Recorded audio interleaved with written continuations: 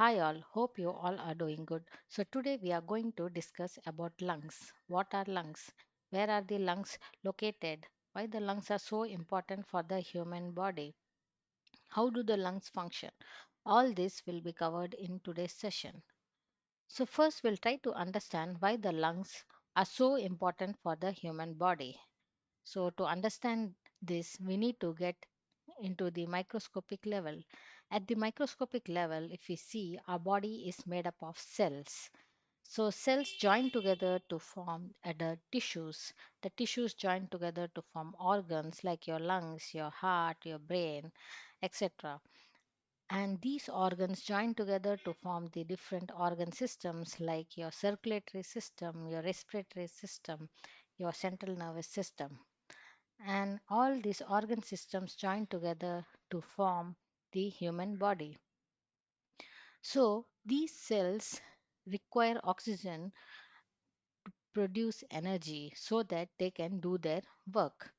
So, in case the cells don't receive oxygen, what will happen is the cells will not be able to produce the energy which is required to do their work. So, this in turn will lead to the cell failure. In turn, the cells will start dying.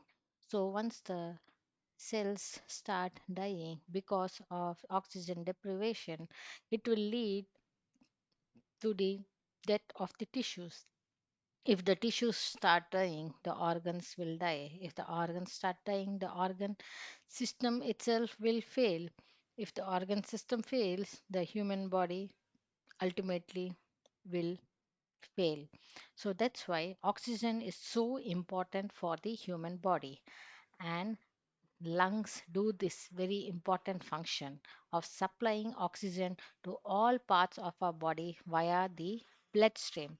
So that's why the lungs are one of the most important organs of the human body. The primary function of the lungs is gas exchange, that is, to take in oxygen into the bloodstream and remove carbon dioxide from the blood. So, hope you have understood why the lungs are so important for the human body. Now, we will get into the uh, structure and functions of lungs.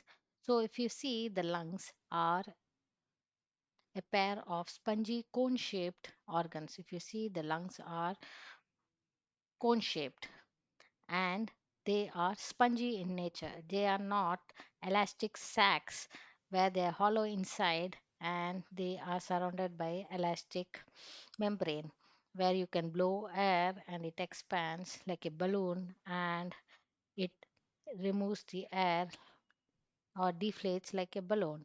It is a spongy structure. So, where are these lungs located? The lungs are located in the chest region.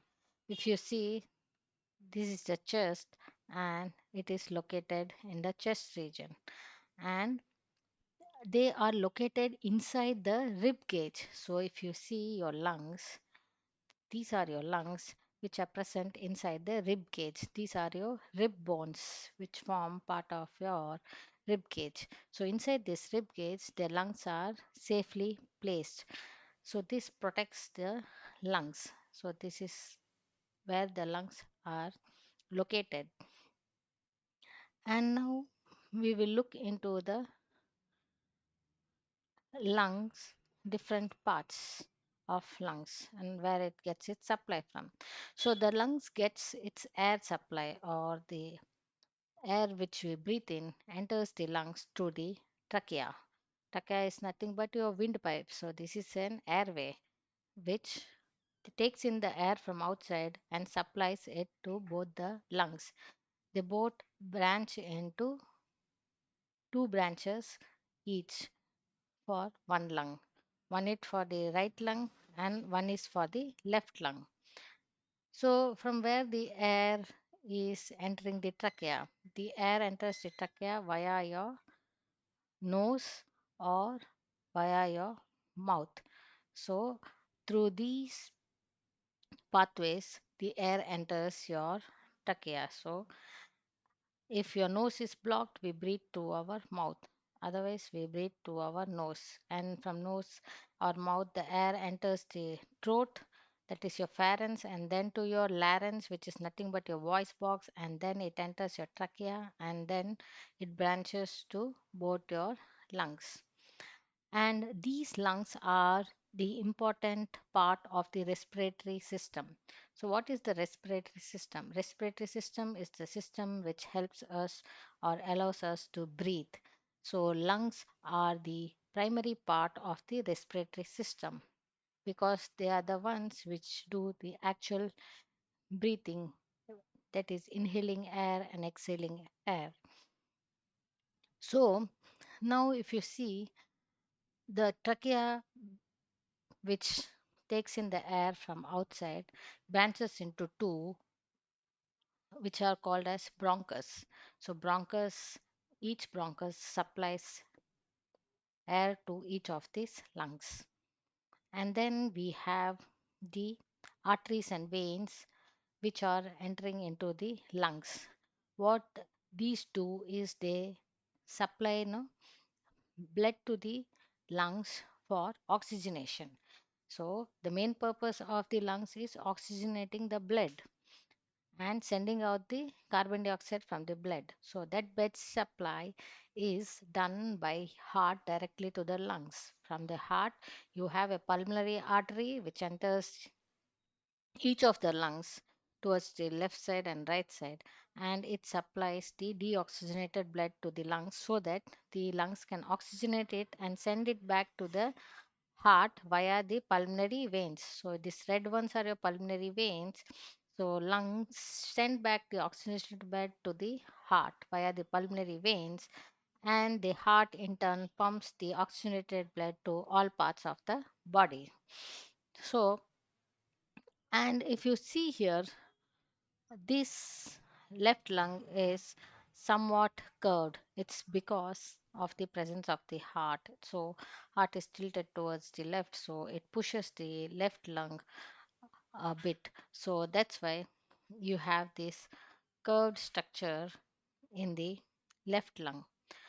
And if you have noticed, if you see here, this right lung consists of three lobes, is three separate compartments, lobes. This is one lobe, this is middle one, and this is the last one. Three lobes, one, two, three lobes are present. Similarly, in the left lung, we have only two lobes, one lobe and two lobes. It's because of the heart, the left lung has only two lobes, and your right lung has three lobes. And the reason why these lobes are present is, we can say, it is for no a safety purpose. All these lobes act independently. They have their independent air supply. So even if the advantage is, even if one of the lobe fails or one of the lobe is removed by the doctor, the other two lobes can function on their own because all these three lobes are independent. Similarly, in the left side, even if one lobe does not work, the other lobe can work independently and do the oxygenation of the blood without any issues. So, this is about your lungs. Now, let us take a cross section of these lungs and see what is present inside the lungs. So if you see the cross section of the lungs, this is how the lungs look. So once we take the cross section, so in this cross section, if you see, you have your trachea, which we saw, and it was branching into two bronchus, and the main branch from the trachea is nothing but your primary bronchus or the main bronchus, and that branches into many branches, that is called your secondary bronchus or the lobar bronchus. Next, it further divides into segmental bronchus or the tertiary bronchus, and tertiary bronchus further divide into further branches called bronchioles. Bronchioles further divide into terminal bronchioles, and finally they divide into respiratory bronchiole. So that is how all these branching happens from the trachea inside your lungs. So when we see inside the lungs, this is how the air supply is done to all different lobes of these lungs. So it is divided into multiple branches so that each part of the lung receives no supply of air. It's okay. And then you have these lobes called your superior lobe, the top one, the middle one is your middle lobe, and your inferior lobe. Then you have the superior lobe, the top one, the left side, and last lobe or this second lobe is your inferior lobe. Because we know here you have three lobes, right lung and left lung has two lobes. So this is how all the branching is present inside the lungs. And finally, there is a final destination where this air, after branching and reaching all the parts of the lung, it reaches microscopic structures called alveoli, which we will be seeing later. That is the final destination. So, alveoli is nothing but the air sacs which end at these branches. So the end of these branches is all no covered with alveoli, or they are microscopic air sacs present, which we will be seeing as we move further. So next, if you see, you have the pleura and the diaphragm. So pleura is nothing but the membrane. It's a double membrane which is covering your lungs. So, the innermost membrane which covers the lungs is your visceral pleura, and the outer pleura which covers the lung is your parietal pleura. And what happens is the visceral pleura is no closely uh, wrapped around these lungs, even the lobes. It covers the fissures which are present in the gaps in between the lobes are also covered by this visceral pleura. It is a protective membrane for the lungs, and surrounding the entire lung, okay, a common pleural membrane is there which is called the parietal pleura. So these parietal pleura is attached to the diaphragm which is present at the bottom of the lungs. It is nothing but a muscular structure, diaphragm, and also the rib cage which is surrounding the lungs. We saw the lungs are present inside the ribs. The pleura of these lung is also attached to the muscles of the rib cage. So to that also this membrane is attached. So it is attached to the diaphragm membrane as well as the rib cage muscles. This parietal pleura is attached. And in between these two pleuras, we have pleural cavity in which it is filled with one fluid, serous fluid. Why it is filled with a fluid? It's because to prevent friction when the lungs expand. So what happens when the lungs expand? They can, no, they go and come in contact with the ribs around these lungs. So what will happen? The ribs can, put pressure on these lungs, or there could be friction when they come in contact with the ribs. When what happens? So what happens? These liquid prevents the friction from the ribs. So when it expands, it can go and touch the ribs, right? So the ribs can no press against these lungs, and their lungs can be affected. So this liquid acts like a cushion, and it prevents friction on these lungs and protects the lungs.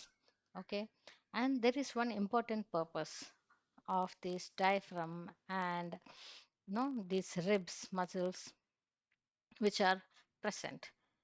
So the lungs cannot expand and contract, or they cannot inhale and exhale on its own.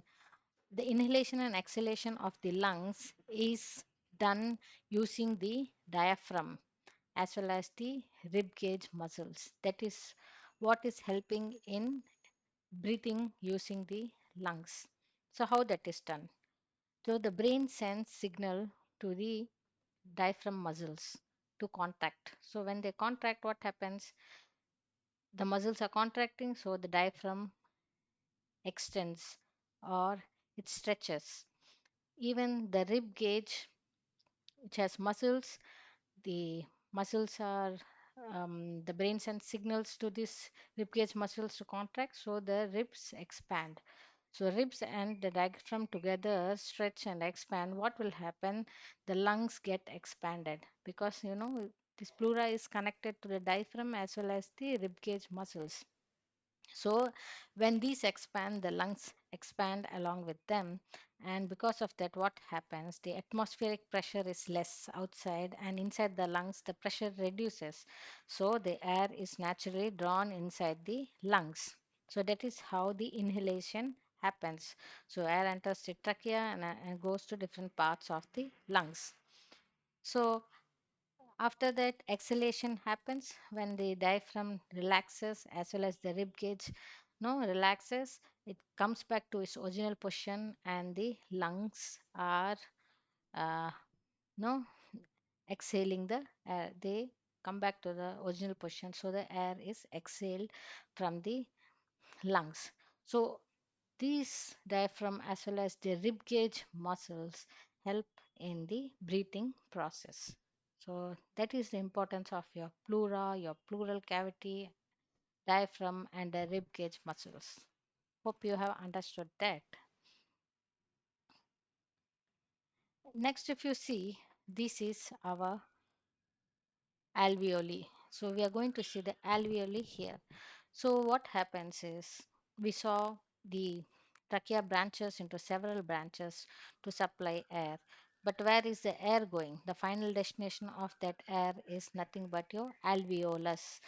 These are bunch of no bubble-like structures which look like a grape bunch. So this bunch is and your alveolar sac, which is nothing but cluster of alveoli. An individual grape or individual bubble or air sac, tiny air sac present is your alveolus. So what do these do? The actual gas exchange which we are talking, taking in oxygen and giving out carbon dioxide, is actually done here in these microscopic structures. Like we have nephrons in kidney which do the filtration process, which are microscopic units present in kidney. Similarly, lungs have these microscopic tiny air sacs which are present throughout your lungs. You know how many are there? They are nearly 300 to 500 million alveolus present throughout your lungs, which do the gas exchange, which is nothing but taking in oxygen into the blood and removing carbon dioxide from the blood. So, this is how the alveolus are present inside the lungs. So, to all the branches, whichever are there inside the lungs and in alveolus. So, so how the blood supply comes for this alveolus so that they can do the gas exchange. So this is how they get the blood supply. We know the heart supplies blood for the oxygenation to the lungs. So these bigger arteries split into smaller arterioles and form capillaries, and they surround the alveolus. All that individual bubble like structures, the tiny air sacs, these blood vessels surround it. So then all the blood which is oxygenated is sent back to the pulmonary veins through venules, pulmonary vein, and to the heart. So these are surrounded by capillaries, no, which do the actual gas exchange process. We will be seeing it in a while now, how the gas exchange happens. Now let us see this alveolus in detail. So we saw these are the microscopic structure which are present at the end of each bronchiole. So bronchioles are there, and bronchioles end in these microscopic air sacs. All these are tiny tiny air sacs. This bunch is called your alveolar sac, and individual air sac, tiny air sacs, is called your alveolus. A group of one, two, or more alveolus are called alveoli, which is a plural form. And you see These are the capillaries surrounding the tiny air sacs. Each alveolus is surrounded by capillaries. See, all these tiny, tiny structures, they are surrounding these capillaries are surrounding each and every alveolus so that blood exchange happens or the gas exchange happens in each of these alveolus. One, two, three, in all these places, the gas exchange happens. So this is one way of no increasing the surface area. So this there is an advantage like this, if the lung was no individual structure, okay, and if there is a hole in any of if if there is a hole anywhere, the entire lung will collapse and the exchange of no gas it's will not happen. But here the advantage is because it's spread everywhere in all parts, even if the small parts no gets a hole or it becomes disease, there will not be much problem because we have so much of other area where the gas exchange is being done and oxygen is being supplied to our body. So that is the advantage of spreading like this and doing the gas exchange at this microscopic level, the alveolus.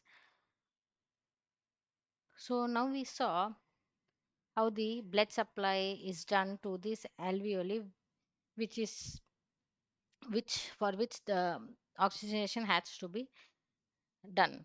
So now we will see in detail each of these small structure. This single unit will take alveolus and see how the gas exchange happens in this single unit. So this is what your alveolus looks. So this is the single alveolus where the gas exchange happens. Now if you see here, this is your capillary which is surrounding the no alveolus. This is your alveolus. This is your bronchiole or the air duct from where the air enters your alveolus. This is your capillary surrounding the alveolus where the blood flows, where the oxygenation has to be done. And you see here it is made up of single layers. The entire alveolus is made up of single layer cells, and even the capillaries if you see is made up of single layer of cells. Why the capillaries and these alveoli are made up of only single layer of cells? It's because so that they can diffuse the oxygen or carbon dioxide, the air easily from the blood to the alveolus and from alveolus to the blood. This single layer of cells inside this, which the alveolus is made up of, is called the alveolus or pneumocyte type 1 cell. Next comes your one more cell is present here, which is called a pneumocyte type 2 cell, which is surfactant cell. So what this cell does, this produces the fluid with surfactant inside the alveolus. So the surfactant fluid is produced by this particular cell. So what is the advantage of having this fluid is it prevents the air sacs from sticking from the walls from sticking each other. Whenever the exhalation of the air is done, this air sac collapses. So when this air sac collapses, there are chances the walls can stick with each other, and if there is no lubrication to split that stickiness, when the air comes inside from the air duct, it will not be able to enter the alveolus. Just imagine it's like no, if you have a plastic cover and there is moisture inside the plastic cover, it is difficult to open the plastic bag. So that's what happens if that is what will happen if this surfactant fluid with surfactant was not present, and if the cell was not generating that, it will be sticking with each other, the walls, and it will be difficult to open again when the inhalation of air happens. So that is the thing which the pneumocyte type 2 cell or surfactant cell does. Next is your pneumocyte type 3 cell, which is your macrophage. So what macrophage does, if there is any pathogens or any dust or any other pollutants, if they enter these alveolus, they will eat up all that. So they will clean up that. So they will just gulp it and no digest it. So that is the use of these macrophage cells which are present inside the alveolus. This alveolus also has this pore of cone. So pore of cones are nothing but these are cones which are, I mean pores which are present between adjacent alveolus. So depending on the number of alveolus which are adjacent to the this alveolus, you will have that many number of pores. So it is an interconnection between different alveoli because it is done with a backup plan. Like in case the air duct blocks, this alveolus will not get any supply of air and this will be of no use. To prevent that, these holes are present. So in case even if this airway is blocked, it will get air from the adjacent alveolus which is having no issue. So these are called the pore of cone. And you have the single layer of cells which are no surrounding your capillaries. As we saw, they are the endothelial cells surrounding this. Now you have the blood supply coming into the capillary from the pulmonary artery, which is the deoxygenated blood. It gets oxygenated and sent back to the pulmonary vein, and your air enters through this air duct. So now if you see, the pulmonary artery has blood entering and it has the red blood cells. Okay. So now how the alveolar gas exchange happens, that is what we are going to see. So when we breathe in air, the air enters this alveolus, and what happens is the outside air has more oxygen compared to the blood here, because here all the oxygen has been used. So here the oxygen will be less and here the oxygen is more. So oxygen is automatically diffused from high pressure to low pressure. So it gets diffused inside the bloodstream and it is picked up by your red blood cells. We have hemoglobin which picks up these oxygen molecules and it gets sent outside to the pulmonary vein. Now same thing happens with your carbon dioxide. The carbon dioxide is more inside this blood because all the oxygen has been used up. So a lot of carbon dioxide is there here, and the air which we breathe in has less carbon dioxide. So it moves from high pressure to low pressure. So here less carbon dioxide is there. So it moves towards the less carbon dioxide part. So it enters into the alveolus. So when we exhale, this carbon dioxide is no sent out via this duct. So once it's sent out, all these alveolus release carbon dioxide. It is sent out to the bronchioles, and from bronchioles, it enters this bronchus branches and it goes to trachea and goes out via the trachea. So once it goes out via the trachea, it comes out via your nose. We exhale it, or your mouth. We exhale the carbon dioxide outside. That is how the gas exchange happens. So now we have seen the entire process of how the oxygenation and no removal of carbon dioxide is done from the blood. Now we will see what happens when we breathe in the air, because the whatever air we breathe in is not going to be pure oxygen. It is a combination of different gases. It will have dust particles, it can have bacteria, it can have virus. Then what is preventing us from getting infected with any diseases, or what is cleaning that air which we are breathing in? So that process we are going to see. So all surrounding all your respiratory system, right from your nose to this all branches, we have something called your ciliated cells, goblet cells, and the submucosal gland. Now if you see, you have ciliated cells. All these ciliated cells, in between we have even the goblet cells. Ciliated cells are the cells which have this cilia. Cilia is nothing but hair like structures no, which are attached or coming out from this cell. So these hair-like structures are present and these secrete pericilial fluid layer, which is a watery fluid which is present so that these cilia hair-like structures can move easily. And this goblet cell, these produces mucus.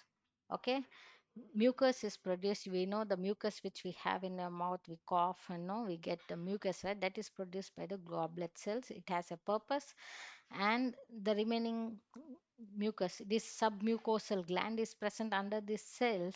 These also secretes additional mucus, so that no goblet cells produce mucus, it produces additional mucus so that it can add up to the mucus already produced by goblet cells, because they cannot produce much mucus, so they support it.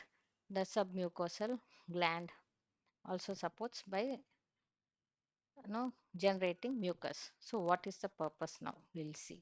So all these cells are surrounding the entire respiratory part, right from your nose to your trachea to your branches, everywhere these cells are present. The reason why these are present is what they will do, we'll see. Now we saw your nose is there.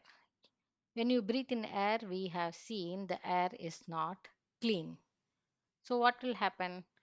Your nose has some hair. That hair prevents big dust particles or insects from entering your nose. So, what about the smaller dust particles or pathogens like bacteria, virus? How they are prevented?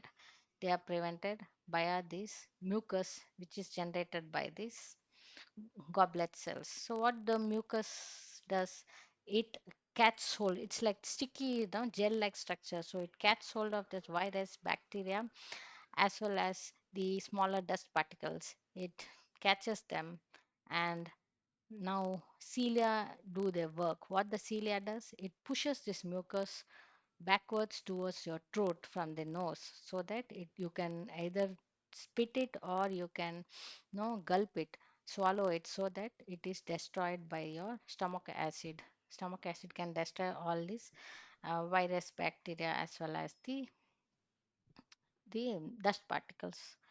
So that is what your mucus does.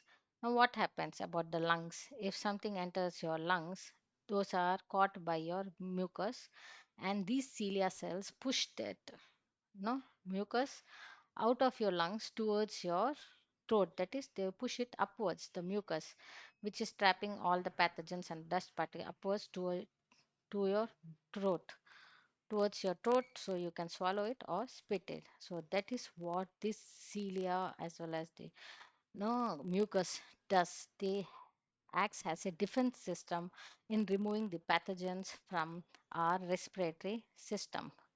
So if you see here, these mucus ciliated cells are all present throughout these branches. They are not present inside these alveolar sacs because we need to exchange gas. So if there is mucus, the gas exchange will not be possible. So inside these air sacs, we will not have any mucus. All in all other branches, we have the mucus cells as well as the ciliated cells.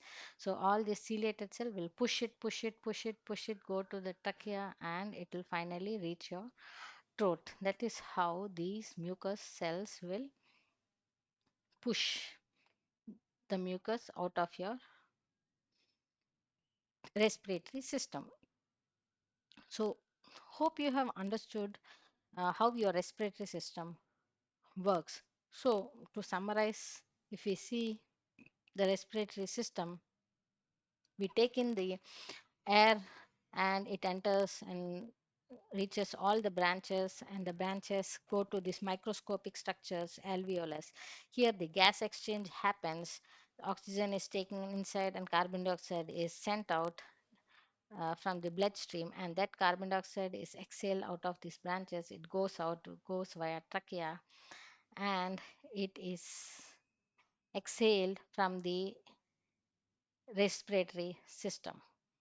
So that is how the entire respiratory system works. Hope you have understood and also enjoyed today's session. If you like my videos, please like, share, and subscribe. Thank you all.